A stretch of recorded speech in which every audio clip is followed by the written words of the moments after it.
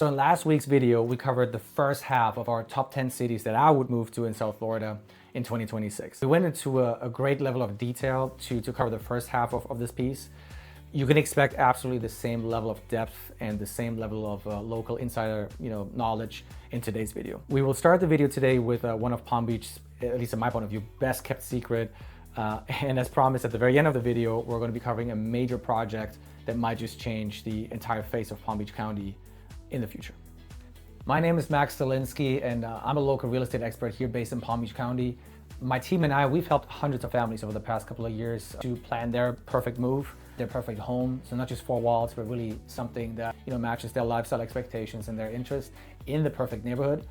And we're here to provide value to you. So if you have any questions or comments, feel free to either drop a comment in the comment section below or shoot me a text or email. I'll be happy to help you in any way that I can. If you would like to have a more in-depth conversation, you can also use the QR code on screen right now to book a call with me, and I'll see how I can help you plan your next and perfect move. All right, let's get back to the video.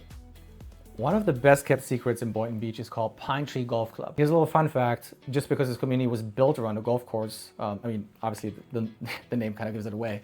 That doesn't mean that you have to be a golfer or part of a club in order to live there. Memberships are actually completely optional. And that's despite this course is actually considered as one of the most pristine and the most challenging courses in the state of Florida.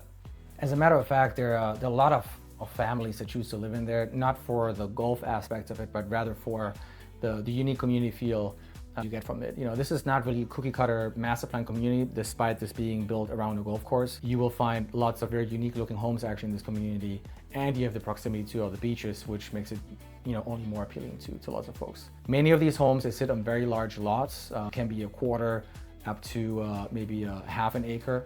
And association fees there you will find in this community, they're probably far below from what you might expect. Most golf course communities, they charge thousands of dollars. In this case, you're looking at currently $200 a month. So people that enjoy living in Palm Tree, they really like the enormous privacy and the freedom that you get from the association. So as mentioned before, you get to remodel the outside of your property with probably more freedom than what most communities would subscribe to. What you can find is you will find lots of new construction homes in this community, which is also not very common for most associations in Florida, which personally I think is great because it's only going to drive value appreciation for the entire community even further. So many folks, they don't know this about the community, but while most homes are tied into the Boynton Beach sewer and water system, there are actually still some homes left that still operate on a septic tank. So in case you're shopping in that community, I just want you to be aware, there will be a couple of options that still have the septic tank hookup. And I'll just figure that might be something you might want to know before signing the closing documents. Also, if you're looking at homes closer to the clubhouse, just be aware on the northern side of Pine Tree Terrace, that's where the maintenance and repair shop for the golf carts is. So if you're a little sensitive to noise, let's say from the occasional wheel change and the occasional wheel gun going off, then you might want to consider maybe looking at a property a little further away from all that activity. All right, so let's head north to Lake Worth Beach now, more specifically Parrot Cove. Parrot Cove is a historic little neighborhood, and it's right inside Lake Worth Beach. It's adjacent to the Lake Worth Beach Golf Club. This historic district of Lake Worth Beach is not a gated community or anything, so there's no homeowners association, but this is considered as the prime location in Lake Worth Beach. It's very close to the beach. You're right across from the bridge, essentially leads you over to the beach, and you're right by the Intracoastal, but at the same time, you're also still in walking distance to downtown. So consider this: if your heart beats faster for an eclectic and very artsy surrounding, and you kind of reject cookie cutter homes, then maybe this is the right spot for you. Now, keep in mind, since we are in the historic part of town, chances are that the next home that you'll find there is going to be on the older side of things. So, fully renovated homes, they will still have their rustic and historic charm, while, offering all the bells and whistles that you've come accustomed to in 2026. Now, homes in that area, depending on the size and the build-out, they can go anywhere between 1 to 2 million if you are that close to the golf course. If you're looking instead for homes maybe just about a block or two further west, you'll find really nice homes between $500,000 and $1 million. Kind of depends on the exact build-out. Also, what you might want to consider is that Ocean Breeze and Palm Way, those are by far the best roads to shop on, and I'll tell you why. On these two roads, you'll actually get most of the coastal draft winds, so it's always breezy, but at the same time, those streets are so nicely kept. It's really a joy, if you want to walk, jog up and down, take your bike. There's beautiful architecture that you can enjoy. So it's almost like you're driving, past one architecture masterpiece after the other one. For a boater, you might want to focus south of 6th Avenue. There's Lakeside Drive. In that area specifically, you will find, million-dollar homes with views of the Intracoastal, and you will actually have your own pier to dock your boat to. Now, what's unique here is that you will find exceptional levels of privacy in your backyard, which is not very common for waterfront homes in Florida, because if you're on a canal, everybody can really look into your backyard. And for instance, if you're at Lighthouse Point, Fort Lauderdale, these areas, that's the typical setup that you would find, but not so much here. Here in this case, actually, you're sitting right on the Intracoastal, and the next homes there about 300, maybe 500 feet away, all the way on the other side of the Intracoastal, of the waterway. And so nobody can really peek into your backyard, so that's why people love it, for the privacy. Now, homes in this area, they usually go for $3 to around $10 million. If you're not so much into boating, but still want to live on a street where, it feels like you're more in a tropical garden, you might find your next home on South Palmway, also south of 6th Avenue. So at that intersection, that's really where, the road separates into two. It creates this little gorgeous parkway, with greenery and lush landscaping. If you're looking in that area, you will find houses anywhere between $500,000 to roughly around $1 million. Overall, Lake Worth Beach is known for its rich and artsy culture. And if you do end up buying a historic home, I want you to be aware of the following. There are about 400 historic homes in the entire city of Lake Worth Beach. Now, what that means for you is if you are looking to, let's say down the road, potentially do any upgrades, any kind of improvements to that home, that means for you, you will have to submit your plans to the city for architectural review. So these historic homes, the city has a great interest in preserving the way they appear. They have a catalog actually for these 400 homes. And so if you do anything, you got to go through the Historic and Architectural Board of the city, get their approval before you can make any changes to the property. So I just want you to be aware of that. Essentially what the city is trying to do is they're trying to preserve the rich history of the city. And so that's why they are very particular when it comes to their historic cottages. All right, so we're leaving now the city of Lake Worth Beach, and we're going just a little bit further north into West Palm Beach actually. And more specifically, we're going to be looking into one of the hottest areas over here, and it's called SoSo, which stands for South of Southern. So this particular neighborhood, it stretches from Southern Boulevard, if you look it up on a map, and it goes all the way down to Spillway, which is Canal 51, or if you want to look it up on Google Maps, it's Arlington Road. That's kind of the border of that little neighborhood. And then considering east to west, it really stretches from Dixie all the way over to the water. But just keep in mind that, the further you get over to the water side, more specifically, once you've passed Olive Avenue, that's really where the prime location is. Now, the beauty of this neighborhood is really its historic appeal, the walkable nature, and obviously, you have the proximity to West Palm Beach and also to Palm Beach Island, without signing up either for a condo lifestyle if you want to be downtown, or you're not really running to a $50 million price tag like you would on the island. SoSo consists of roughly 1,500 homes, and many of them they have historic charm. It's not heavily regulated as Lake Worth Beach is, so you will also find actually a tremendous amount of new construction going on over there. Now, you can find waterfront homes in SoSo. However, because there's not really a canal system like you might find in Delray Beach, Boca Raton, or Lighthouse Point for that matter, there's only a select few options really of homes that have the view and the water access. So if you're, for instance, looking for something that is on the water and it has water access, be prepared if it's new construction that you're going to be looking at more than $10 million most likely. It doesn't mean that those are the only options. That's obviously the high end of the market. There are also waterfront options around $3 and $5 million. But again, it all depends on the exact location of the lot and the kind of view that you're having. If you're looking for non-waterfront options, most homes in that area, they go anywhere between 1.5 to maybe $3 million for the non-waterfront properties in SoSo. Here's one thing I want you to be aware of. So SoSo is actually in the flight path of PBI, Palm Beach International Airport, which means if air traffic noise is a major nuisance to you, then this might not be the ideal spot for you. Also, on another side note, the president's home, Mar-a-Lago, is just on the east end of Southern Boulevard, so it's right at the border of that neighborhood.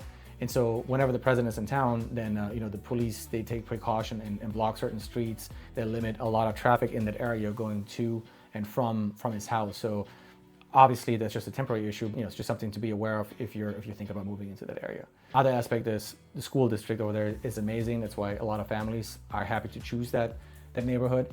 All right, moving north of West Palm downtown, you're going to run into Northwood, and more specifically, Northwood is going to be north of 26th Street and Flagler Drive. I want to say that area of the town has been overlooked for many, many years, and now it's experiencing a crazy boom. Just like in SoSo, if you have a waterfront home, that's very select over there. It's probably only about 30 properties that have that kind of exposure. They're building $20 million mansions, $30 million mansions right now over there. A lot of people that maybe were not able to score a waterfront property on Palm Beach Island, they choose to build brand new construction over there right now.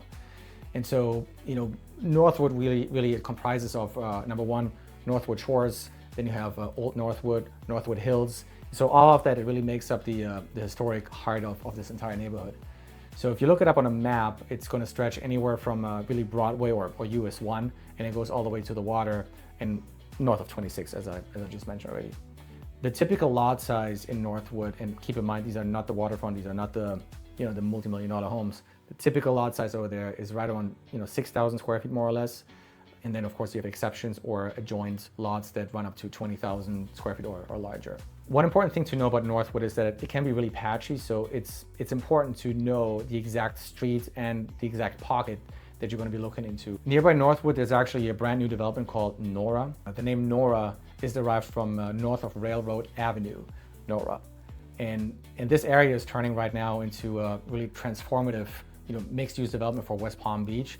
And I don't know if you knew this, but this is actually exactly the same developer that also did Miami's infamous Wynwood district. So the same folks are going to be developing Nora right now. And actually, you know what? We're going to be putting out a separate video on Nora in just a little bit, so stay tuned for that. All right, our final community today is actually a little neighborhood that probably most realtors in my area don't even know about, and it's called Clarke Shores. Now, Clarke Shores sits just west of I-95. It's actually, pretty much on the other side of I-95 when you look at where SoSo is located that we just covered. So Clarke Shores will be on the west side of I-95. And here's a little fun fact about it. Clarke Shores is actually its own little independent town. So even though it's surrounded by the West Palm Beach metro area, it's not technically really part of it. This particular community is really popular with families who love to be close to downtown while also having the ability to maybe fish, boat, or kayak in their backyard with still affordable prices. And so if you're looking for a waterfront home in that area, you're typically looking at anywhere from $800,000 to maybe $1.5 million homes. If you're looking for non-waterfront homes in that area, they usually go for $500,000 to roughly $700,000. A nice side bonus for being in that area is you actually get larger lot sizes, comparatively speaking, when you look at SoSo or maybe even Parrot Cove. Now, because the town of Clarke Shores is so close to I-95, let's say if you really want to avoid downtown noise, traffic noise, or even for that matter, even some of the air traffic noise that you might hear, then maybe this is not the best spot for you. But if having a massive lake in your backyard where you can boat, jet ski, fish, kayak, whatever you want to do is a massive upside, then maybe this is an option for you. The city has its own little police and fire department, which means response time are super good, better than in most other parts of the county. And of course, you still benefit from the same A-rated school district that you would also get in SoSo. For these reasons, it's really an excellent town/neighborhood to move into. I also promised you that in this video, I would be covering a project, something that's gonna really change the face of Palm Beach County if it comes through. And so what I'm talking about is the Blue Way Trail project. So check this out. Currently, Clarke Shores has really no direct boating access to either the intracoastal or the ocean for that matter. And it's kind of weird because actually there is a waterway technically that connects the two, which would be Canal 51. Now you might say, Canal 51, that sounds familiar, and that's right, because we just covered it in the SoSo part of this video. Canal 51 is currently not a canal for passage or anything, but this project that I'm talking about, it actually looks into transforming that little canal into a passable waterway where essentially boats from Clarke Shores could run over to the intracoastal using this canal. And so what that would mean is it's completely going to transform most of the waterways in Palm Beach County. I'm talking Lake Ida, I'm talking Lake Osborne, all these areas would all of a sudden be connected to the ocean. So right now there's a feasibility study that has been submitted.